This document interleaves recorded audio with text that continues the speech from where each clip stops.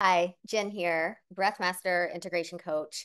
And in this video, I'm going to share with you a couple of tips of what not to do and what to do if you're wanting to offer a friend or a loved one loving support. If you've got someone in your life that's going through a difficult time, how can you show up for them? How can you be there for them in a loving and supportive way? Because oftentimes we don't really know what to do or what to say or how to be because we weren't taught this. Emotional intelligence is not something that many of us are taught growing up. And so what we think we may be doing or saying that sounds we think is supportive oftentimes is not.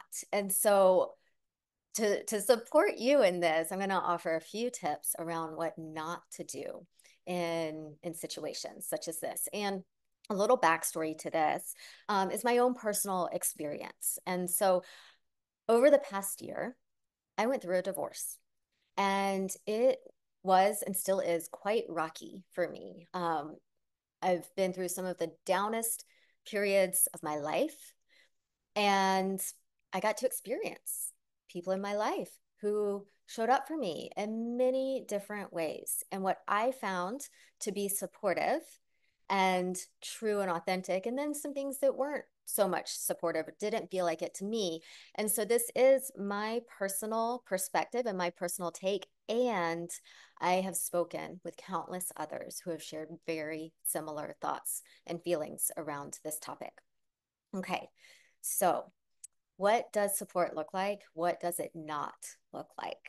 So, what I would offer, just as like a high level, is if you're wanting to be there in a supporting and loving way for a friend who's going through a difficult time, truly the best thing that you can do is ask questions. Advice giving, especially when it's unsolicited, is not a good idea. Okay.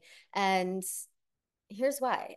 Again, if someone's going through a tough period, they're likely already feeling pretty shitty about themselves and their situation and their life, right? So, giving unsolicited advice oftentimes can make that person feel not seen and not heard because they didn't ask for it. What people need most when they're in a difficult period in their life is to feel seen and feel heard. So offering up advice, giving suggestions, telling them what they should do is not going to go over well. They're not going to feel seen, they're not going to feel heard, they're not going to feel supported, and they're likely going to push away from you because it doesn't feel safe. Okay? Likely they're going to feel judged and unsafe in that situation. So, the best thing that you can do is ask questions and simply witness their experience. The safer they feel, the more they're going to open up to you. And if you can simply listen and witness with no judgment, no advice giving, no recommendations, no suggestions, simply witness and listen. The key is listening, hearing them fully, and knowing that you don't need to give any advice. What I see so often, and I've been this person too, and it's something that I actively practice not to be in these situations, is the fixer. The fixer, especially with people that we love. We want to fix their situation. We don't want to see them in a difficult situation. And we want to fix it, right? We want to make it all better. And that's not our job. That's not our job. Our job, should we choose to accept it, if we want to be that loving person to them, is to witness them and not try to fix it. Because again, that whole energy around trying to fix their situation implies that they are broken. And if they're already feeling pretty poorly about themselves, the last thing they need to feel energetically, I I understand that you would never be saying this directly to them, but it's the energy behind it that makes them feel broken. It keeps them small, and it's going to further perpetuate some of those thoughts that might be running through their head: low confidence, low self esteem, their own self doubt, their own inner critic, right? And again, if they're feeling that, then they're going to push away. And don't expect them to open up to you because they don't feel safe and they don't feel seen and they don't feel heard. Okay. Another thing not to do is assume that you know what they need. Again, it fits into that advice giving category, but don't assume you know what they need because what you think they need likely is not what they need. Okay. Again, ask questions. One of the best questions you can ask is, what does support look like for you? What does support look like for you? And don't be surprised if they don't have an answer right away because most people have never been asked that question before. So, what does support look like for you? I'm here for you. I see you. I hear you. What does support look like for you? Right? Now, again, be the witness. Don't try to fix it. Don't try to offer a solution. Don't give advice unless they ask for it, or you can ask them. Are you open to feedback? Are you open to an idea? Are you open to a suggestion? Ask permission. If they say yes, then you've got that permission. And it creates, again, that safe space. And just hold the space for them and with them. The other thing is, if you haven't been through a similar experience, do not assume that you know what it's like. If you have, absolutely relate to them. Relate to them. That's going to create a deep connection. But if you haven't been through a similar experience, do not assume that you know what it's like. It goes back to authenticity, and there's an energy that is being felt. It's not so much about the words, some of it is, but it's not so much about the words, but it's about the energy behind the words and what is your intention for what you're saying and what you're sharing. Okay. So don't assume you know what it's like if you haven't been through a similar experience.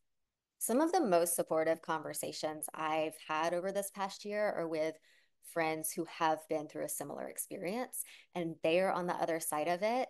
And it's great to hear their story. It feels very nurturing to hear their story and very uplifting and encouraging. So, bottom line, you want to do the things that are going to hold this person high, remind them who they are, that they're powerful, that they're capable, that they're worthy, that they're deserving, right? And and help them see themselves in their greatness, right? Help them reconnect to that. Remind them, hold them in their highest. Okay. So always, always, always check your intention before you say anything. What is your intention behind what you're saying? Okay. What is the intention behind what you're saying? And if the intention is not to be empowering for them, if it's not to be supportive, if it's not to be um, in a place of abundance, then it may not be good to say. If your intention or the energy behind what you want to say is coming from a place of fear, worry, doubt, scarcity, limitation, your own preconceptions that may be rooted in lack and scarcity and fear, don't say it. Don't say it. Until you're in a place where you are speaking from a place of abundance, of possibility, of power, of love, of those high vibrational frequencies, it may be best to keep things to yourself. And again, that's fine. That's absolutely fine because the most supportive thing you can do is to show up and hold space and witness them and listen. So I'd love to hear what you heard me say in this, what landed for you, what resonated for you. And also share in the comments, like, have you been in this situation before on either end? Most of us have been on both sides of this equation. And this is not about judgment. It's not about criticism. It's not about looking back on past situations and beating yourself up for something you said. Not about that, but it's just some practices and tips of how to move forward and and how to show up, perhaps in a different way, right, for the people in your life. So I hope you found this supportive, and I look forward to seeing your comments below. Be sure to like this video, subscribe to the channel, and until next time. All right, bye.